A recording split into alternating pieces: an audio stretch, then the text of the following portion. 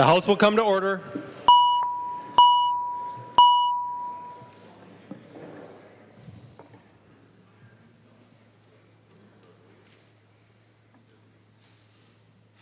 Prayer by the chaplain.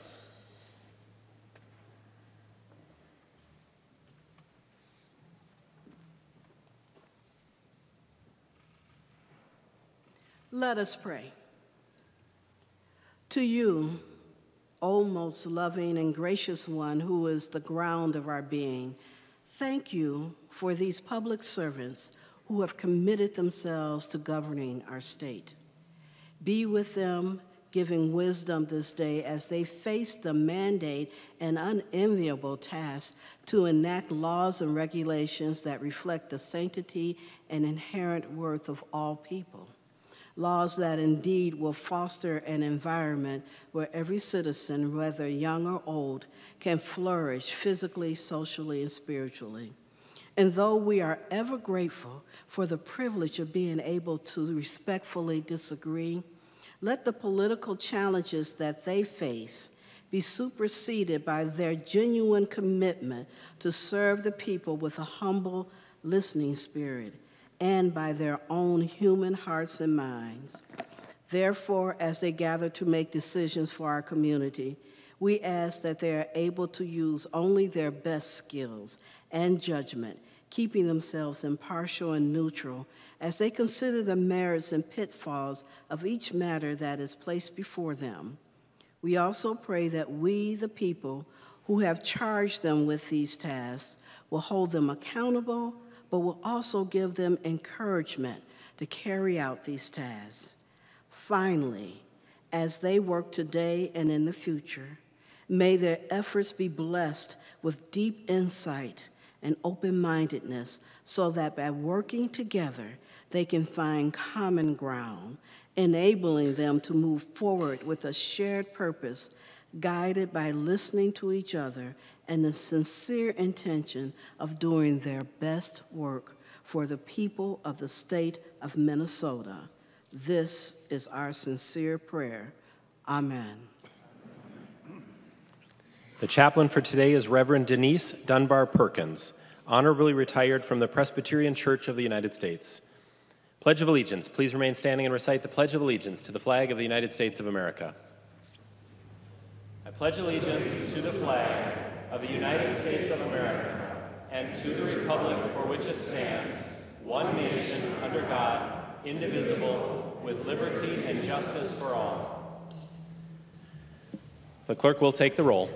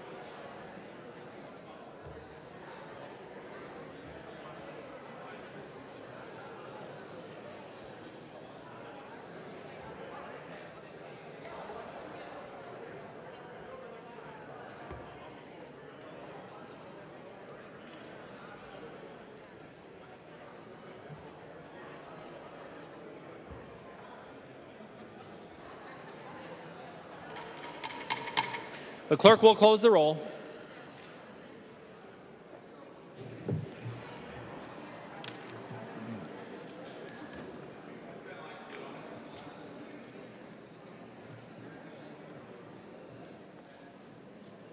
Quorum is present. The clerk will read the journal of the preceding day. Journal of the House, 90th session, 2018, 77th day, St. Paul, Minnesota, Wednesday, March 28th, 2018. If there is no objection, further reading of the journal will be dispensed with, and the journal will be approved as corrected by the chief clerk. Hearing no objection, the journal is approved as corrected by the chief clerk.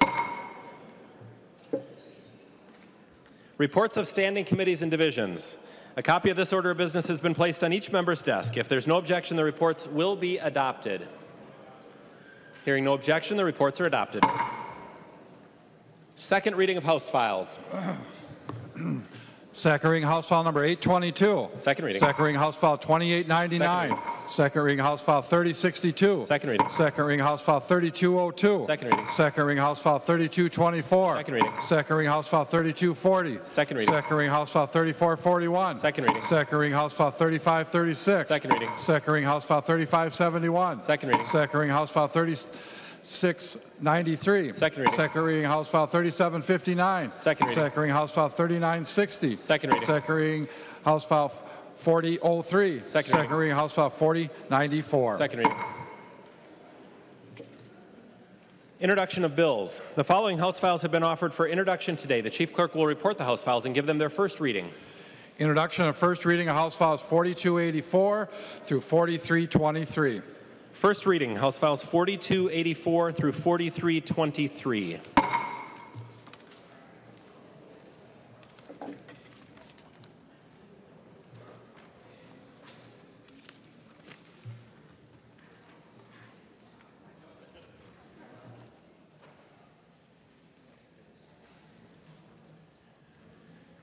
Calendar for the day. The first bill on the calendar for the day is House File 3622. The clerk will report the bill. House File number 3622, number 1 on the calendar for the day, an act relating to insurance. Recognize the member from Carver, Representative Hoppe, to introduce your bill. Thank you, Mr. Speaker. That is my bill. House File 3622 is the Credit Reserve Model Act. It's a piece of legislation that's been worked on for a number of years. It's already passed in 42 states. It updates Minnesota's solvency laws, and it deals with reinsurance. It's making sure that companies that do business, that sell insurance in Minnesota, are as solvent as they can be. It is a deal that the Minnesota Insurance and Financial Services Council supports, as well as the Department of Commerce. I'm not aware of any opposition to the bill. Mr. Speaker, I would stand for questions. Thank you.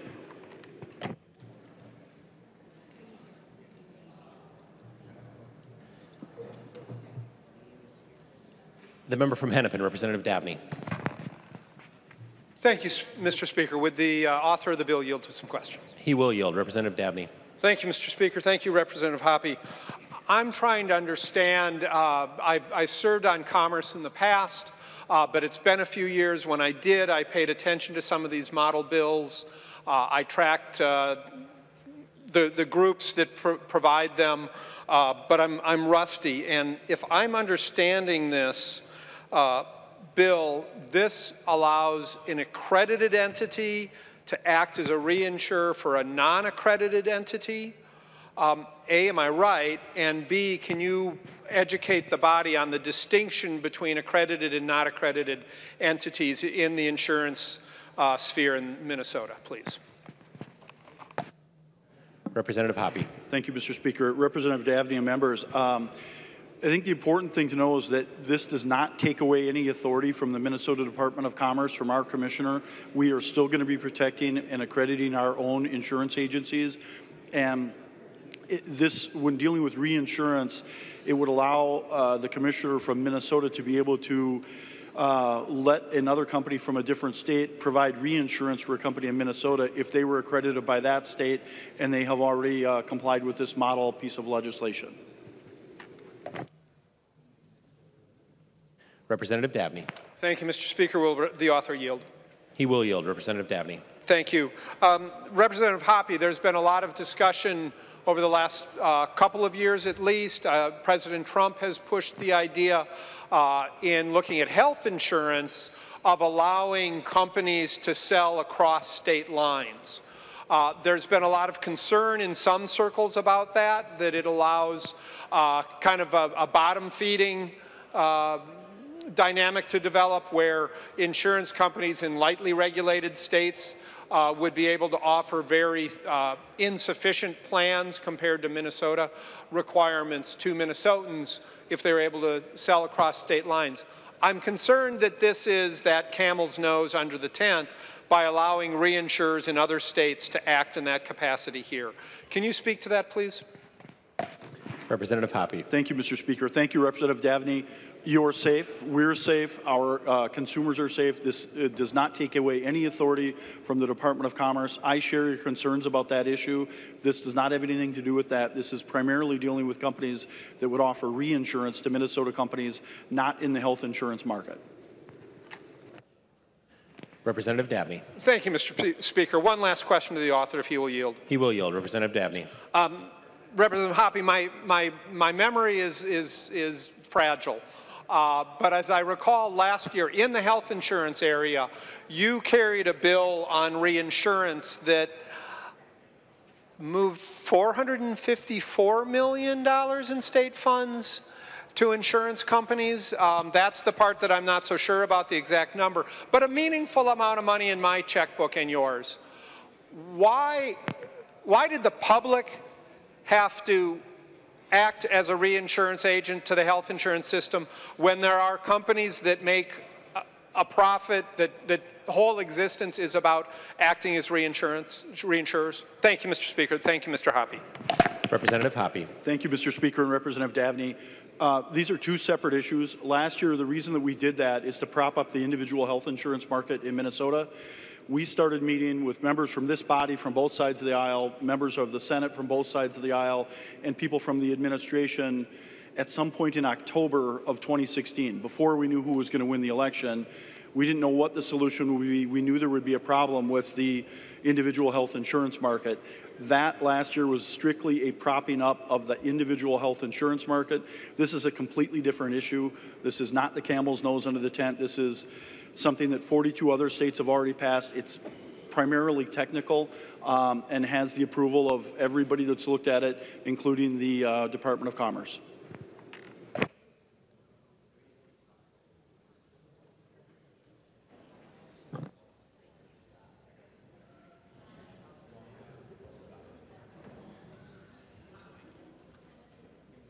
The member from Scott, Representative Lunan.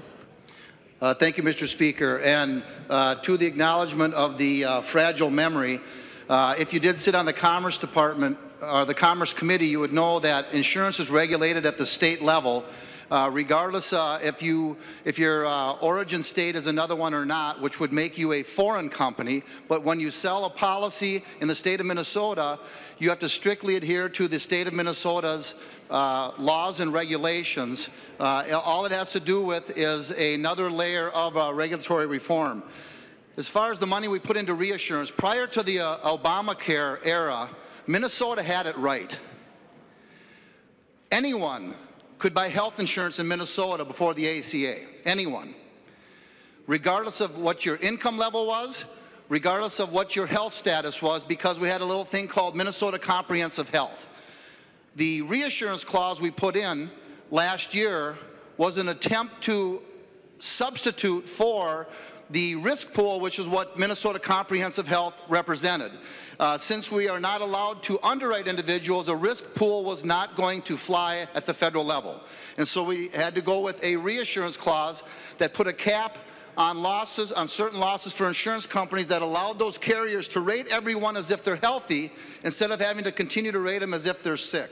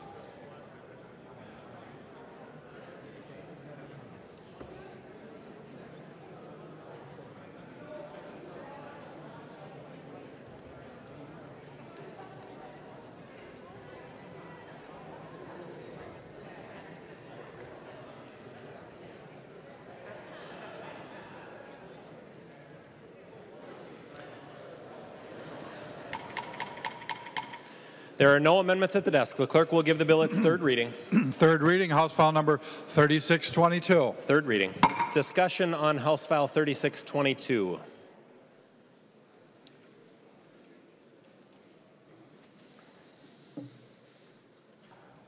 Any further discussion on House File 3622? Seeing no further discussion, the clerk will take the roll on the bill.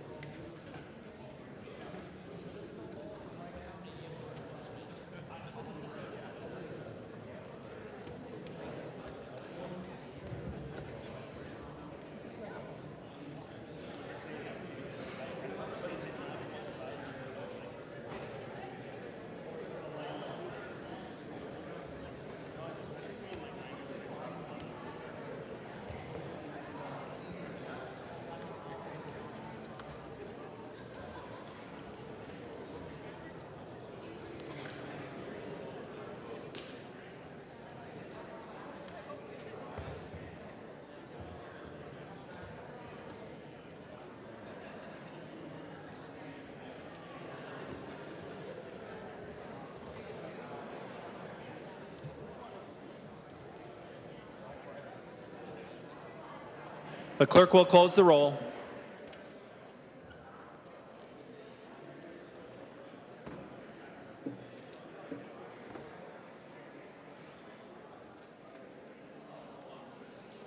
There being 121 ayes and 0 nays, the bill is passed and its title agreed to. The next bill on the calendar for the day is House File 2363. The clerk will report the bill. House File Number 2363, number 2 on the calendar for the day, an act relating to commerce, the first engrossment. Recognize the member from Lyon, Representative Swedzinski, to introduce your bill. Thank you, Mr. Speaker. Members, that is my bill. House File 2363 is a revised Uniform Athletics Agents Act. It provides enhanced protections for student athletes and educational institutions, creating a uniform body of agent registration information for use by state agencies. What the bill does, kind of in bullet points, it expands the definition of who is an athletic agent. It includes a true reciprocal registration requirement if another state has laws that are similar to or stronger than, those agents can register in their home state and simply submit that registration to the Department of Commerce. It adds additional requirements to the signing of agency contracts. So on page 11 in the bill, if you have it in front of you, it really adds warnings to the student. This is really what this bill is about, is protection of students, protections of the institutions of higher learning or high schools to really get rid of those predatory folks that have been operating throughout the country. And it also requires an agent to notify the educational institution at which a student athlete is enrolled before contacting the student athlete. You know, it's putting those protections in law and really moving across the country. We have over 8 states that have already implemented this and have over 8 or 9 other states that are about to put this forward. It's supported by NCAA, Athletic Directors Association, and others within the industry, and appreciate support. Thank you. There are no amendments at the desk. The clerk will give the bill its third reading. Third reading, House File Number 2363. Third reading. Discussion on House File 2363.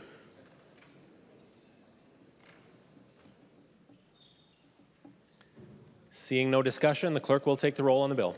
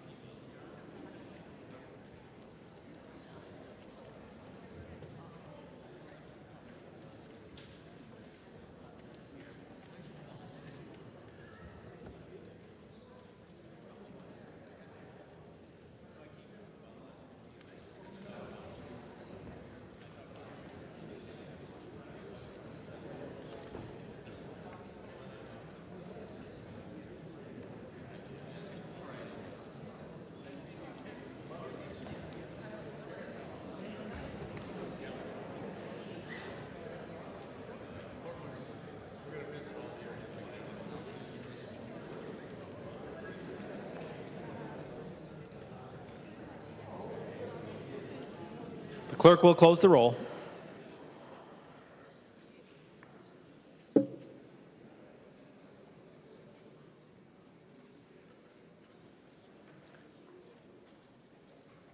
There being 101 ayes and 19 nays, the bill is passed and its title agreed to. The next bill on the calendar for the day is House File 3972. The clerk will report the bill. House File number 3972, number 3 on the calendar for the day, an act relating to liquor, the first engrossment. Recognize the member from Carver, Representative Nash, to introduce your bill. Thank you, Mr. Speaker. This is the 2018 Liquor Omnibus Bill, members. It left Commerce Committee with full support, and there are provisions in here for Representatives Thiessen, Allen, and Zelmo, Johnson C., Grossel, Fenton, and Juergens. Their communities were well represented. Again, there was no controversy, no objection in committee, and I would stand for questions.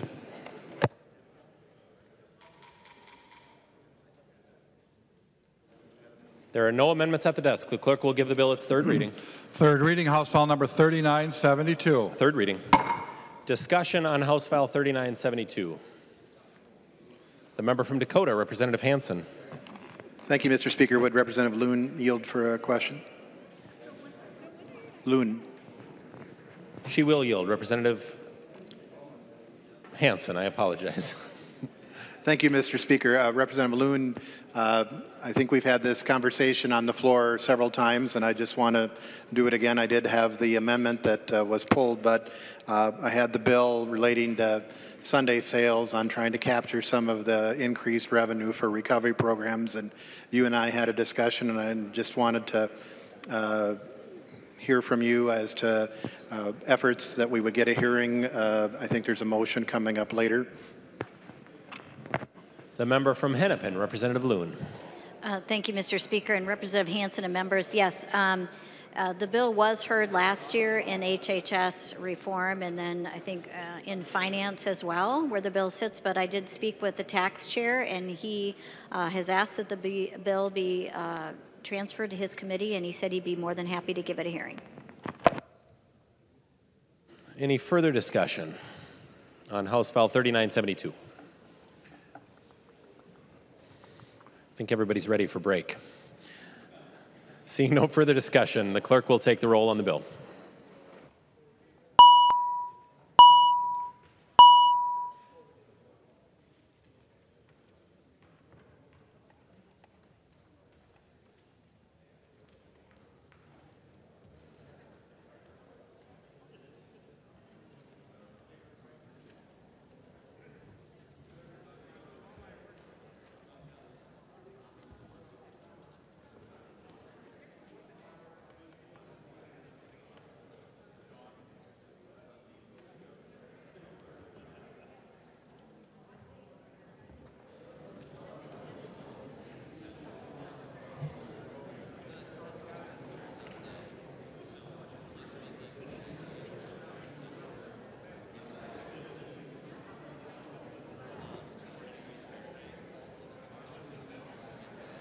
The clerk will close the roll.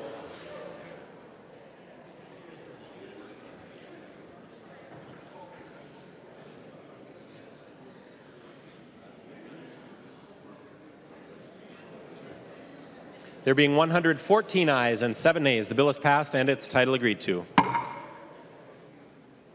Motions and resolutions. There are copies of the non-controversial motions at the House desk and online. If there's no objection, we'll take action on these motions first. Hearing no objection, the motions prevail. There are a couple of motions at the desk. The clerk will report the motions. Hansen moves that House File number 1091 be recalled from the Committee on Health and Human Services Finance and be re-referred to the Committee on Taxes. The member from Dakota, Representative Hansen, to your motion. Thank you, Mr. Speaker. And this is the motion that Representative Loon just referenced in the previous debate. And I've talked with Representative Davids, so this would be a great motion to vote for. Any discussion on the Hansen motion? Okay. Discussion on the Hansen motion. Seeing no discussion, all those in favor signify by saying aye. Those opposed, no. Motion prevails. Schumacher moves that House File number 3823 be recalled from the Committee on Health and Human Services Finance and be re-referred to the Committee on State Government Finance.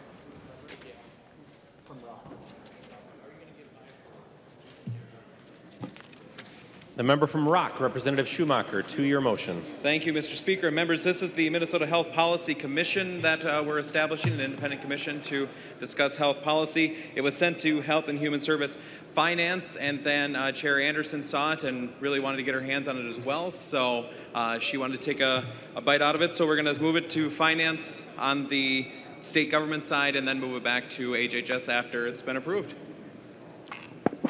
Discussion on the Schumacher motion. Seeing no discussion, all those in favor signify by saying aye. Those opposed, no. The motion prevails. Hortman moves that the rules of the House be so far suspended so that House File number 3030 be recalled from the Committee on Rules and Legislative Administration, be given its second and third readings, and be placed upon its final passage. Recognize the member from Hennepin, Representative Hortman, to-year motion. Thank you, Mr. Speaker. I request a roll call. Roll call has been requested. Seeing 15 hands, there will be a roll call. Representative Hortman. Thank you, Mr. Speaker. It is deadline day. It is the day before the Easter Passover break, and this body has not had one single formal, real hearing on any proposal to address the issue of sexual harassment at the state capitol. We have a committee that's a subcommittee of the Rules Committee. We have had informational hearings. We have had a lot of conversation. Today's deadline day, though, and nothing has been heard for real in the Rules Committee. There has been no vote on any proposal. There has been no informational hearing on any Republican proposal to do anything about the issue of sexual harassment at the Capitol. So, Mr. Speaker, since we are clearly not able to do this work in a timely fashion, it is time to call upon outside experts to assist us. House File 3030 would create a task force appointed 2 members by each of the 4 legislative leaders. Those individuals are experts in their field and would help us come up with a proposal so that people who come to the Capitol every day to work would have a forum within which they could make a complaint if they feel that they're in a hostile work environment due to sexual harassment. We have a clear policy in the House of Representatives. We have clear resource for members and for staff. We had training. That was helpful. We still have a very large number of people who come to this building every day and just want to do their jobs. They still have no recourse. Mr. Speaker, members, I hope that you will vote to suspend the rules to immediately consider House File 3030. On the motion to suspend the rules, and as a reminder, this would be a motion to suspend the rules to take up House File 3030 for debate on that House file. But this is a motion to suspend the rules. Discussion on that motion. Representative Pepin. Thank you, Mr. Speaker and members. I would encourage members to vote against the motion to suspend the rules for a number of reasons.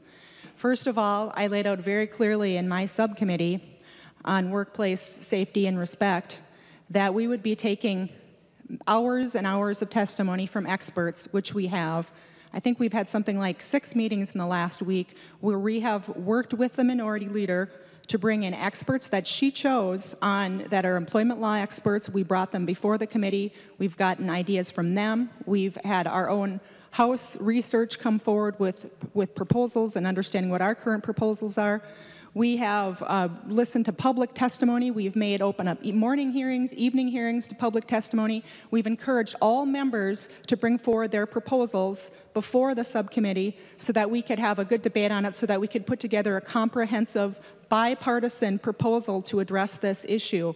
And I'm extremely disappointed with you, Representative Hortman, because I've told you that I would like to work with you on this issue.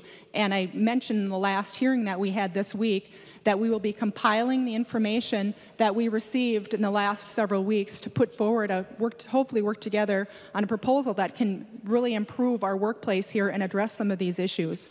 I will say that the proposals that have come forward so far have been from Representative Lesh and O'Neill on ethics. We looked at that. And then we heard a couple of proposals on a task force and a council. Both of those proposals, and the proposal here is the task force, and I'll just comment on that a little bit, It was extremely disappointing and frankly a little embarrassing when I had Representative Hortman come forward and Representative May Quaid, and they were not able to answer some very basic questions that I had. And basically when I said, well, you don't have the responses for these questions, some of those questions that need to be answered are whether or not these meetings would be open to the public, whether there'd be transparency, who would decide whether they're open to the public, who would decide when the privacy issues of the individual come before transparency issues. The answers that I received were, well, we'd work on that. We'll think about that. Well, that's exactly what we're doing in the committee so that we can put together a comprehensive policy. The other thing we talked about is the media. Who would be the spokesperson for the media? Would we decide who the chairperson was and that person would talk to the media? Would that group decide what private information that an accuser and an accused had brought forward? Who would make that decision? None of these questions were answered in either the task force or the council that came forward in another proposal. Now, I understand, Representative Hortman, that you talked about this being not a serious proposal, and I'll do my homework on it if we actually are going to move forward with it. But that is not how we should be addressing this issue. This is a serious issue, and this shouldn't just be a slipshod proposal where we're going to have an outside group who, frankly, if you think about it, members, what happens if this outside group of experts that the partisans here, yes, the minority leader, the speaker, the partisans appoint their own partisan people to be on this task force, and then what happens when they decide on recommendations for the internal functioning of the House offices and the Senate offices? What happens? How do we implement those? Well, guess what? We have to bring them back here and we have to vote on them. So let's just skip the middleman and let's deal with the task that we were elected to deal with. We need to take responsibility for the actions of the House of Representatives. That's why we were elected. That's what we were called to do. And I know that the members on my side in the task force and my caucus is planning on addressing this task force or this subcommittee seriously. We're looking at these issues, and we intend to put together a bipartisan proposal. If you don't want to do a bipartisan proposal to address some of these issues and see how we can fix and improve some of our House rules and some of our policies and maybe even some of our statutes, then we will go forward on our own. I would hope, since this is not a partisan issue in any way from my perspective, I would hope that we would decide as a body not to make this a partisan issue and to make this a more respectful and a safer workplace. And I would ask you, if your leader does not want to work with me and our caucus on this, I would ask that you would work with us, because I think we can be leaders for the state and we can put together some real solutions on this. But it's not going to work by suspending the rules on Holy Thursday and voting on a task force and thinking that somehow if we pass a bill on a task force that somehow that's going to solve the problem that we have in the state. That is ridiculous. So members, today I hope that you will shut down this proposal to suspend the rules, vote against this proposal, and we're going to roll up our hands or roll up our sleeves, and we're going to compile the information we have. And whoever wants to work with me and my caucus, I encourage you to contact me, because we want to put together some things that are going to make this a better workplace. So with that, I ask for a no to this vote. Further discussion on the motion to suspend the rules. The member from Ramsey, Representative Mahoney. Thank you, Mr. Speaker. So we're going to think about it. The members on this floor and our staff have an avenue to complain. They have anonymity when they do bring forth an accusation. We have a department, an HR department, that deals with it. But the contractors that work here don't. And what we're talking about here today is how we protect people. That's not a partisan issue. How do we protect people? People who don't have the ability to raise their voice because of retribution. And we've seen it here. Each and every one of us, whether it's what's said on this floor, what's done in a committee, or what's done in a private office, we've all seen retribution in one form or another. But sexual harassment is disgusting. I don't think there's one person on this floor that thinks that way. We've spent, was it 4 weeks, 6 weeks? And I'm a pretty astute member, and I've heard nothing about this task force or any movement on this particular issue. I speak today as a longtime member here, as a longtime member who has heard the stories from the women in my life of what they've had to endure.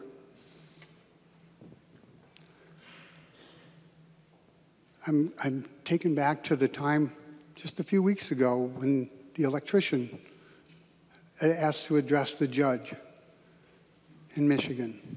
Just give me 5 minutes with that guy. Just give me 3 minutes with that guy. Just give me a minute with that guy. After the stories I heard from people that I love, I'd settle for 30 seconds with any of those people. And there's no reason that a female contractor in this building, in this complex, should have to suffer that. We don't allow that in any of the departments, whether it's DNR, DEED, Health and Human Services. We have programs, and we move pretty quickly on those programs to set those up and put them into place so our employees have a place to vent without fear of retribution. The people who work in this building should also have that particular avenue. All human beings should have that avenue. It's not a partisan issue. We need to move forward. We need to move forward and create a place where all humans feel safe enough to voice what's happened to them. And today, we don't have that. And all I've heard so far is we'll think about it, we'll figure it out. I'm asking you to vote for this motion because people need to be assured that they can come to work and not feel fear and not fear retribution when they speak the truth. Members, I ask you to vote for this particular motion. Further discussion on the motion to suspend the rules. The member from Ramsey, Representative Fisher. Thank you, Mr. Speaker. I also rise in favor of us suspending the rules. We don't have an environment right now that is always safe for anyone who comes here, whether they're a contractor, and even internally, while we have some procedures, they could use work. I think the appropriate way is to take a look at the task force. The idea was put out earlier. It is supported by many other areas. And part of the reason we need this is because we've got a very unusual situation in terms of power dynamics here. We had some good training earlier in session, but I know that's one of the things that we're looking for more on. We need more to be done in that area, and I know that there was a letter sent looking for that. I also need that in terms of looking for the outside task force is we've got very unique roles. We've got, as mentioned by some, we've got outside contractors. We've even got some people from the public who come through. And when they come here and they don't feel safe and they don't feel a way to express that or who to go to, we have a serious problem. I first was exposed to sexual harassment in the workplace back in '79 when I was 20, when a number of women came to me in the job that I was at saying that they did not feel safe, and we had to raise that up and address it. At that time, it was a very different era. At that time, it was pretty common that everybody involved was fired in that type of situation. The women eventually won out in the end. But one of the things I found through my training over the years, I've ended up in human resources quite often, is that many times when you don't have a good process and a power imbalance, a lot of hurt and damage gets done. And the people who've experienced and have been belittled and have lost their dignity in the process have not had a great way to be able to respond and many times they've been demonized. And because we've got a power dynamic here that is very unusual, and in the other situations, there was always a power imbalance, but there was a way to kind of correct it. We're in an unusual situation where that does not really exist here. In some ways, we hold the ultimate power. And I think one of the things that we have to do to address it, because it is so unusual and unique, is that we have to have some experts from the outside to come in and help work with us through this process. It is critical. I would ask for your support on this. Thank you. The member from St. Louis, Representative Schultz, to the motion. Thank you, Mr. Speaker. I urge members to vote yes to suspend the rules. I serve on the Subcommittee for Workplace Safety and Respect, and I've heard from many, many experts, and I believe that this is the part of the solution is to create an outside task force. We've heard that from many experts that have come to our committee to testify. I think that this task force needs to convene sooner rather than later because people do not feel safe here. And we've seen that this week. We need to make sure we have a safe work environment so people can do their work. And this task force can investigate things that we've learned about because it will take time for the task force to come up with recommendations to change our policies, to possibly have an anonymous tip line, to have a survey of the climate here at the Capitol, a survey of individual members, lobbyists, staff.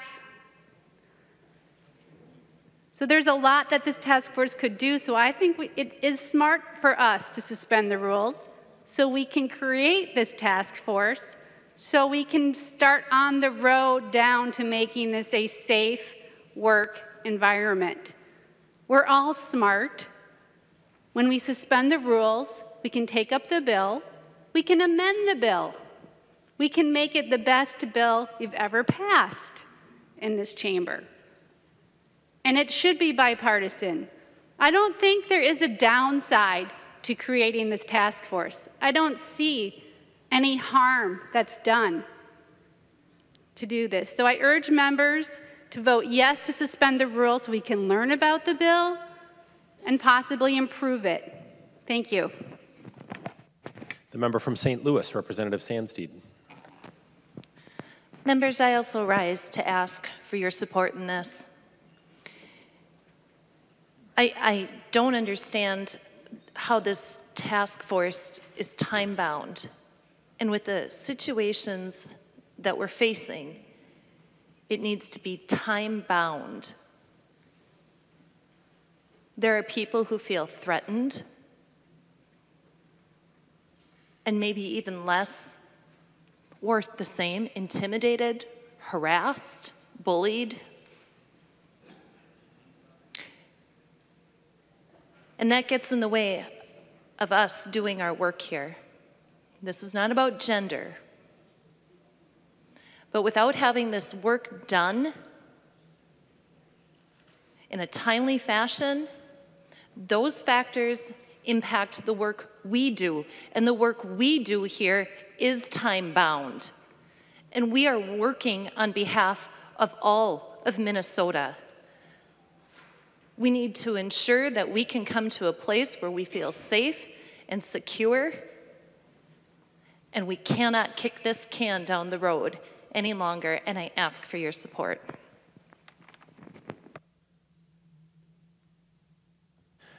The member from Anoka, Representative Bernardi. Thank you, Mr. Speaker and members. I too rise in support of suspending the rules. People in this House and in our legislature, whether they're members, their staff, I've even heard constituents, right now, as we're doing our work throughout this session, have felt fear, have felt uncomfortable, and do not have a safe working environment yet. We're on our second committee deadline today. I think it's very appropriate we take action to suspend the rules and get this task force moved forward. One of the things I think we all can agree on and a value we have in our state, whether on this side of the aisle or that side of the aisle, whether in urban, suburban, greater Minnesota, We want people to feel safe and actually to be safe. We haven't made that happen here yet, and it needs to happen quickly. In fact, I want, there's one thing that, and I'm losing track of my mind here, but just give me a second, because this is very personal, because we're not only feeling this in our workplaces, but people across Minnesota are feeling this, whether it's been in our families, happened to ourselves, our neighbors, our community members, our constituents that we represent. But we can't allow people to live in fear, and it's happening currently, and it's happening right now. And I did get my thought back here. We had a training, and so what I've experienced as a legislator is training with other members, and what we got out of that training so far, and it really needs a follow-up training fast, we got training for a number of, I don't know, remember how many hours in it, and about what I recall, about 2/3 of the way through, then we get this study popped up on the PowerPoint about the effectiveness of flirting in the workplace and the 3 different things why it makes it helpful and creates a good environment for people to flirt in the workplace. I just thought, throw my hands up. We now have been taught about respecting one another and what sexual harassment is, and flirting is a sexual type conversation. And now it's being promoted as, and letting us know that that makes a better work environment if people flirt. That's how I heard it. I don't know how all of you heard it. And people who have been sexually harassed in this workplace have not been respected. The training was almost another victimization because it really marginalized people who have experienced this.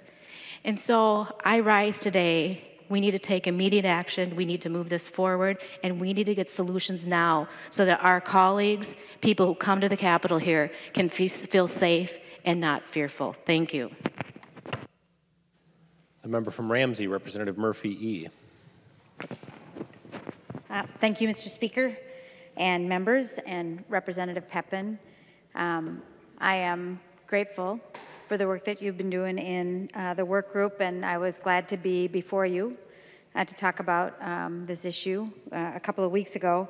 I think if we're honest with each other in this body, we know sometimes some of the toughest issues that we face get sent to working groups, and there they, or task forces, but subsets of us, sometimes the Rules Committee, where they are parked and not really dealt with. I think if we're really honest with each other in this body, we know that that happens. We just talked about that with the Sunday liquor sales bill, and making a commitment to putting some of the money from that into chemical dependency treatment. It hasn't happened yet.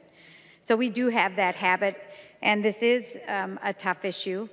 And I think embedded in it are some really difficult questions for us about whether or not we should be self-policing claims and adjudicating those within this body.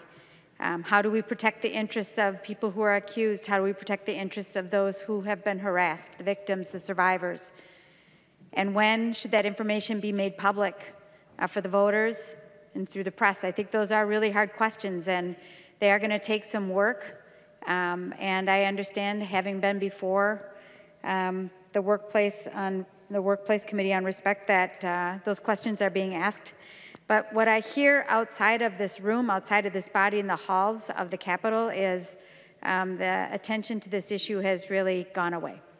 That already people who spend their time in the Capitol and pay attention to the work that we do believe that this body isn't really going to deal with this issue, that it has been set aside, sent away to be dealt with, or maybe not dealt with at all, that we'll just stick with the status quo. And when I think about my love for this institution, this beloved institution, that can't be our answer. That can't be our answer. We can't take this issue like we take so many other issues as politics as usual. It's too important for us. It's too important for our members. It's too important for the people who come here as citizens, as lobbyists, the people who work here.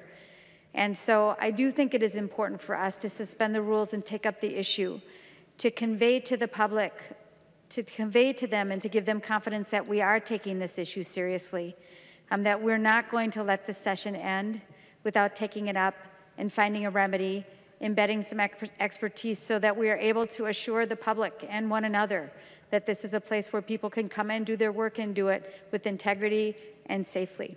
And so I too stand in support of suspending the rules to take up this question so that we are being clear with Minnesotans, that we understand that we, like so many workplaces, have an issue, and we, like so many Minnesotans, are willing to deal with it. Thank you. The member from Ramsey, Representative Becker-Finn. Thank you, Mr. Speaker. I would love to not be voting on this today. When this idea originally came forward in November of 2017, we asked leaders of both parties to step forward and put this task force together in a bipartisan, nonpartisan way. It's now the end of March. It didn't work. And I continue to have people reaching out to me, asking me what else can be done. I don't actually have a lot of power in this body.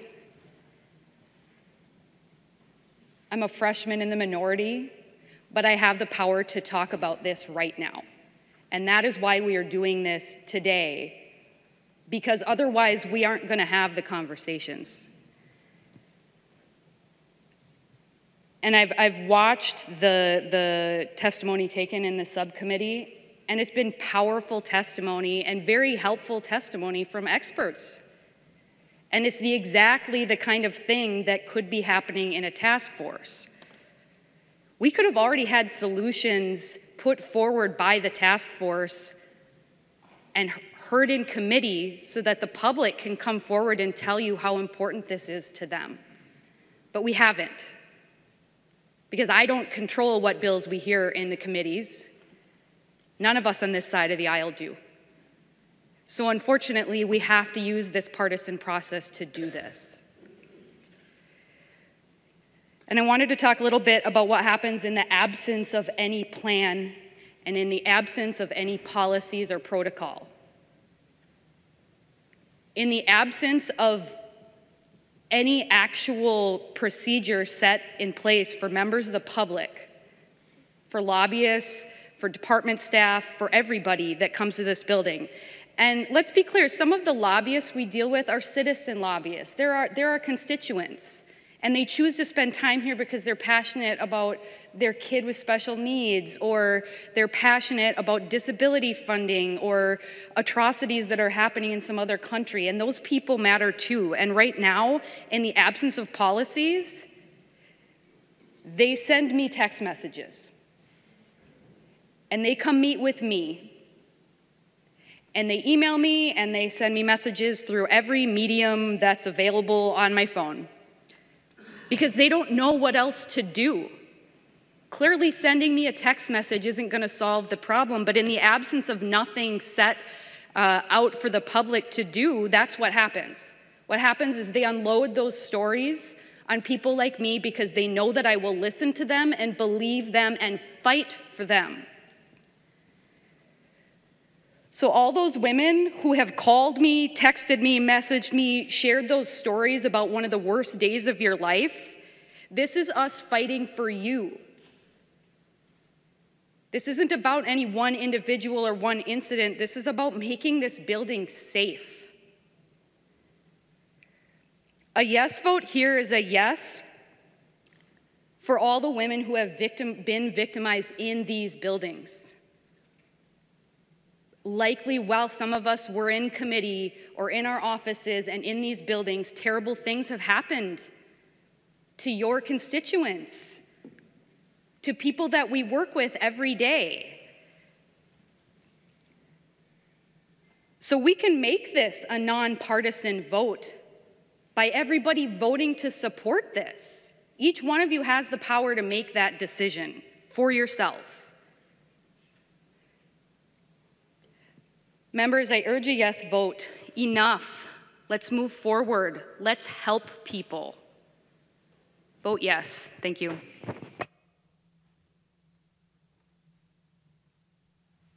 The member from Hennepin, Representative Joachim.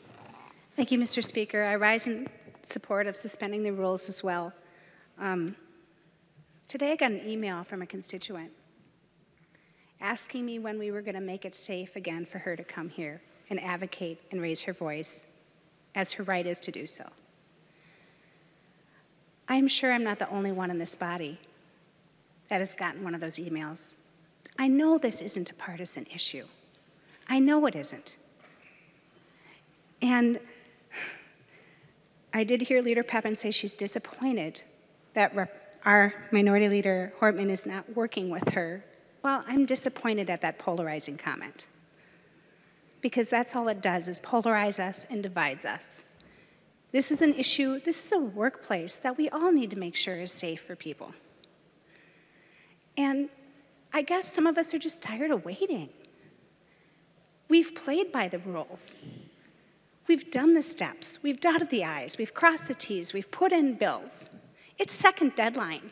How much longer are we going to have to wait? How much longer do we have to tell our constituents, oh, don't worry, I'm sure we'll take care of it. It'll happen. I know democracy works slow. Sometimes there's good reasons for that. Working slow on this issue, there is no good reason for that. Please vote to suspend the rules.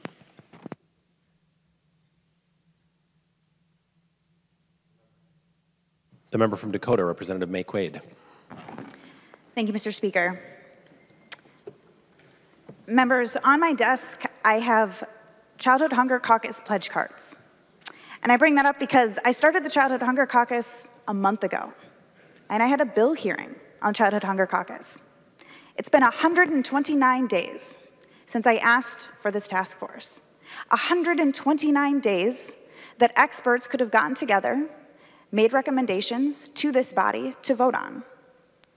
Members, we know the truth belongs in every room, and the truth is, if somebody who does not work and is employed at this legislature was harassed today, the policy has not changed. Nothing has changed for those people.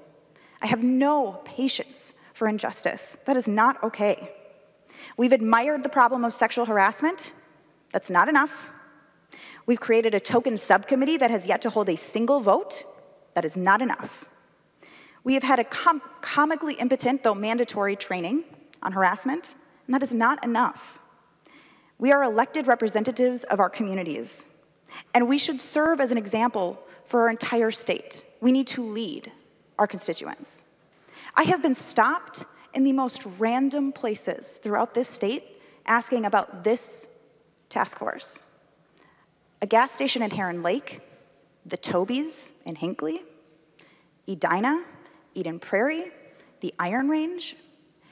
People ask me about this, they don't even know who I am, but they know that this is something that I have asked for, and they support it. These are all of our constituents. So as your colleague, I'm asking you to vote yes in support of the suspension of the rules. But as a Minnesotan, I'm asking you to vote yes because we have to do this for every single person whose life touches this Capitol that does not have the power and protection of an election certificate. That is why we must vote yes to suspend the rules. So colleagues, I implore you to vote yes. We must take action. We must get our house in order. The member from Hennepin, Representative Hortman. Thank you, Mr. Speaker. I am happy to work in a bipartisan manner. This is deadline day. This is the day bills are supposed to have moved by if we're actually serious about them. I just implore the majority leader to schedule a real hearing in a real committee where a bill is properly before the body and can be voted on. I know the difference between a dog and pony show and a real hearing. And it's time to quit having the dog and pony show and quit giving lip service to this issue and provide a meaningful opportunity for people to be heard on this issue. The Rules Committee is the committee that has possession of bills and that can take action.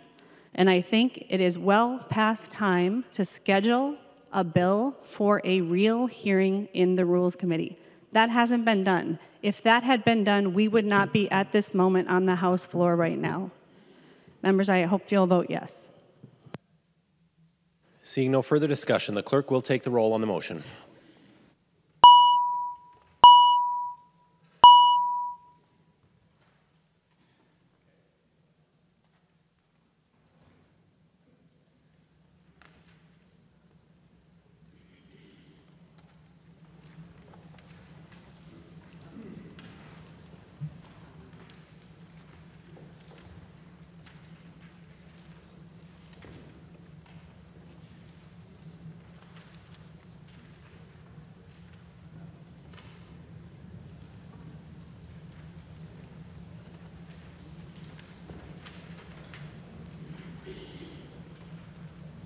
The clerk will close the roll.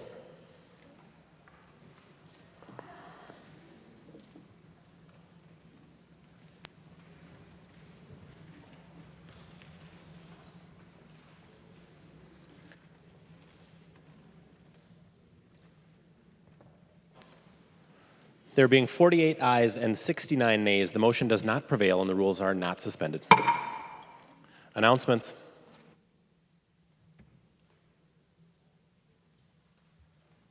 The member from Washington, Representative Detmer, for what purpose do you rise?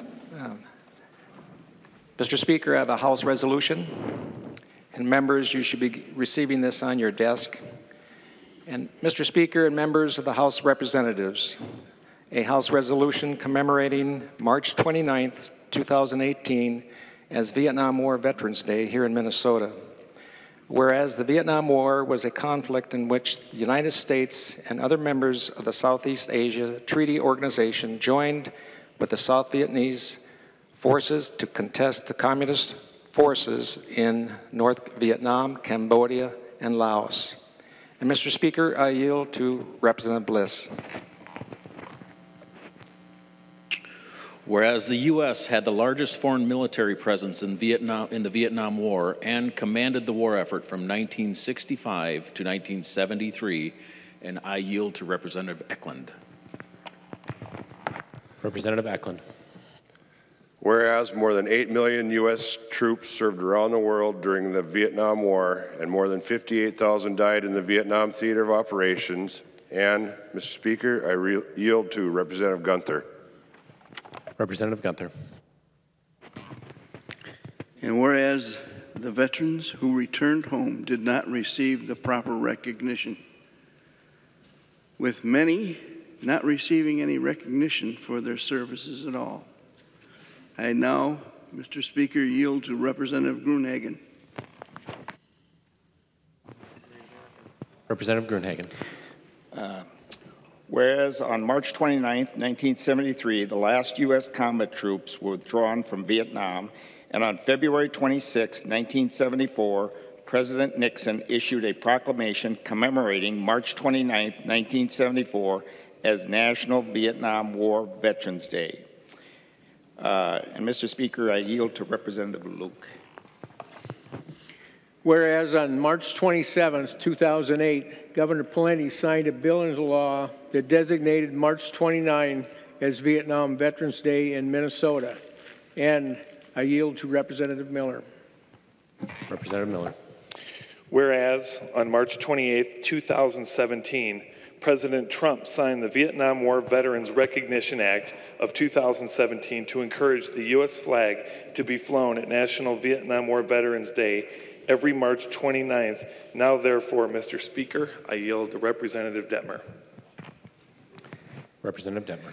Mr. Speaker and members, be it resolved by the Committee on Rules and Legislative Administration of the House Representatives of the State of Minnesota that it commemorates March 29th, 2018 as Vietnam War Days here in Minnesota in recognition of the sacrifices that veterans and their families made during the Vietnam War, dated March 26, 2018, signed by Kurt Doudt, Speaker, Minnesota House of Representatives, Joyce Pepin, Chair of Rules of Legislative Administration, and myself, Bob Detmer, State Representative, and all those that spoke today are veterans. Thank you.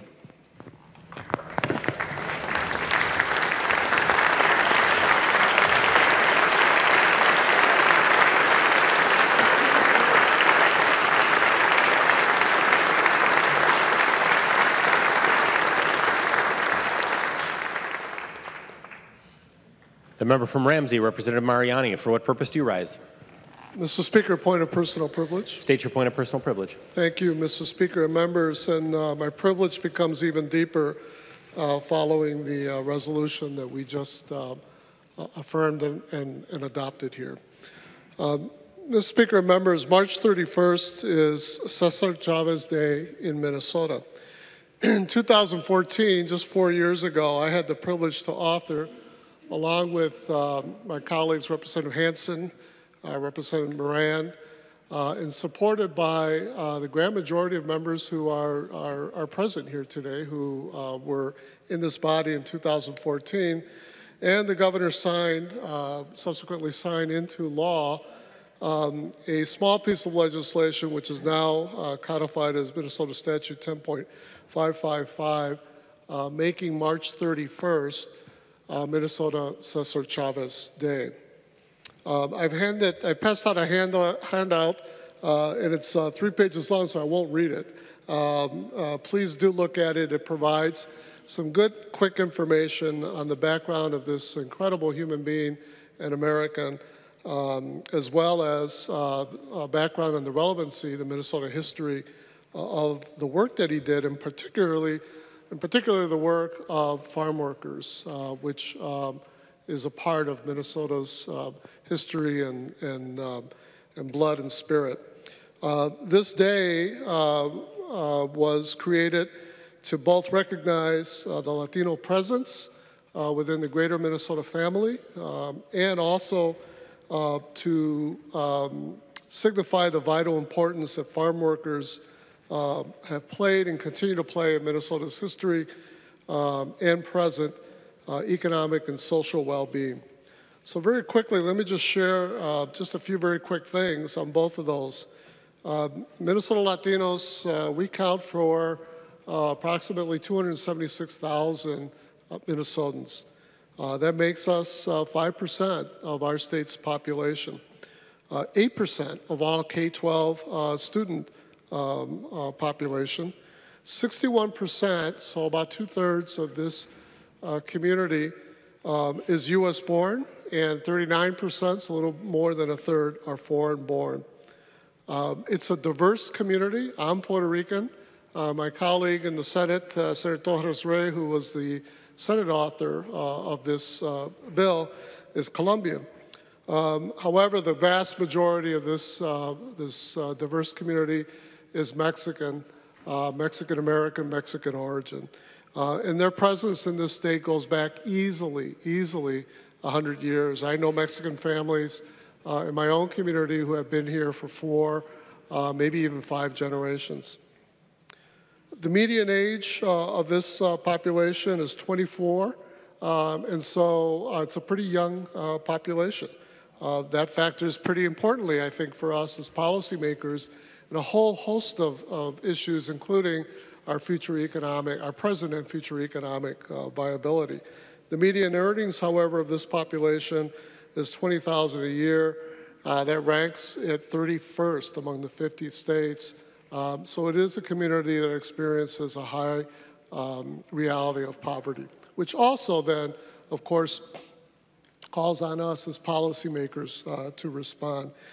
In Minnesota agriculture, it really is not an exaggeration to say that without Mexican farm workers, whole sectors of Minnesota's agriculture would not have thrived. A good example is the sugar beet sector in the northwest corner of our state, where betoleros, the people who quienes cosechaban, who harvested el betabel, the beets, were recruited for well over 100 years, sometimes just straight from Mexico, often from Point South in Texas, to become part of this massive stream, 30,000 a year, streaming into and out of our state throughout its entire length, headed for the beet fields, to make that sugar industry the powerful industry that it became, and therefore making Minnesota the prosperous state that it became. Meatpacking is another major sector In my West Side community in St. Paul, when I first ran, it was the largest Latino populated district in the state. It's now the third largest. Representative Clark, your district has more Latinos than my district now, and so does Representative Allen. But that community really came into being because of La Matanzas, the meatpacking houses in South St. Paul, which adjoins, is right next to, adjoins the West Side. And in fact, that was the largest, at one time, the largest meatpacking center west of the Mississippi River in the United States. But even as vital as this community of farm workers have been in our state, the challenges they faced for social justice and a decent life experience in Minnesota was often challenged.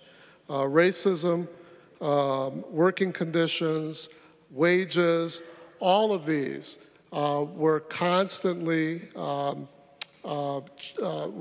challenges to their well-being. And so what we did as a legislature over decades is that we steadily passed laws to provide protections, to affirm their presence, their importance here, and to regulate much of those conditions. We haven't gotten it perfect. Our society still hasn't gotten that perfect, but we have striven mightily towards social justice consistent with the work of Don Cesar Chavez. Cesar made people aware of the struggles of farm workers for better pay and safer working conditions. And here's the thing, he succeeded through nonviolent tactics, learning directly from Gandhi and Dr. King. He used boycotts, pickets, and strikes. He even fasted and became pretty severely ill in order to protest parts of his fledgling union that had begun to resort to violence, insisting that change cannot and should not come about through violent actions acted toward the growers. He broke his fast, frankly, taking communion with then Senator Bobby Kennedy after his union members all signed a pledge to nonviolence. He was a devout Catholic. Chavez was informed and acted consistent with that faith's teaching of love for all human beings. And so how appropriate as we enter this particular season that Cesar Chavez Day falls this year at the height of this holy season. His work centered on the importance of and human dignity of all farm workers and of Latinos in general, given their historical and heavy presence in the United States. As such, Cesar Chavez will surely be remembered as a major American leader of the 20th century. So I want to thank you personally and as a collective group and your predecessors for legislating consistent with the principles of Cesar Chavez on behalf of farm workers in Minnesota, on behalf of Latinos in Minnesota, and frankly on behalf of all Minnesotans. I want to acknowledge this body's inclusive understanding of its duty to serve all Minnesotans, including this proud and vibrant Latino community. And I want to wish you all a feliz dia de Cesar Chavez this weekend. Thank you.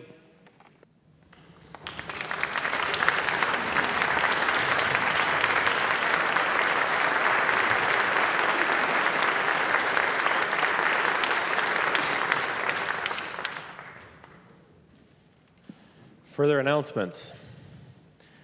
The member from Dakota, Representative Garofalo. Mr. Speaker and members, the Job Growth, Energy, Affordability, Policy, and Finance Committee will be convening 5 minutes after adjournment. 5 minutes after adjournment in room 10. The member from Nicollet, Representative Johnson C. Announcement. Thank you, Mr. Speaker. And just quickly, the good citizens of St. Peter are coming together at St. Peter High School right now to celebrate the 20th anniversary of a devastating tornado that hit their community. and this is their celebration of recovery from that tornado. And I know that they would all want to say thanks to all the many Minnesotans who came and helped them with that effort. Thank you, Minnesota.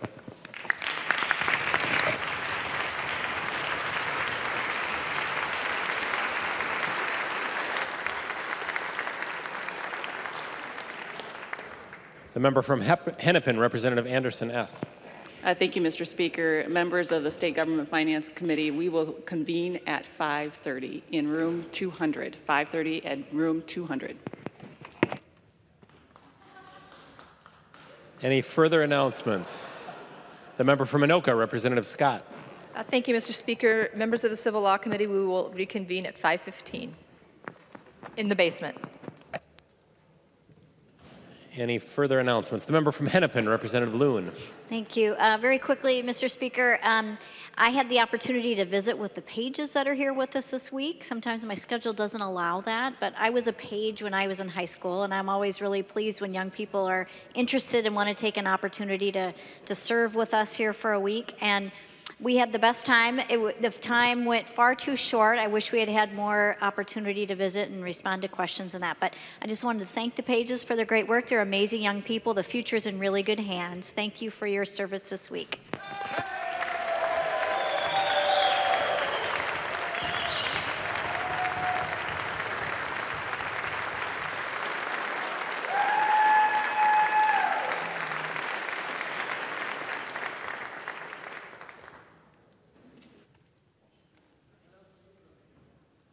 Any further announcements? The member from Hennepin, Representative Pepin. Thank you, Mr. Speaker. I wish everyone a very happy Easter and Passover week. And Mr. Speaker, I move that when the House adjourns today, it adjourns until 3:30 p.m., Monday, April 9th, 2018. Representative Pepin moves that when the House adjourns today, it adjourns until 3:30 p.m., Monday, April 9th, 2018. All those in favor say aye. Aye. Those opposed, no. The motion prevails. Representative Pepin. I move that the House do now adjourn. Representative Pepin moves that the House do now adjourn. All those in favor say aye. Those opposed, no. The motion prevails, and the House stands adjourned until 3:30 p.m., Monday, April 9th, 2018. Enjoy your break, members.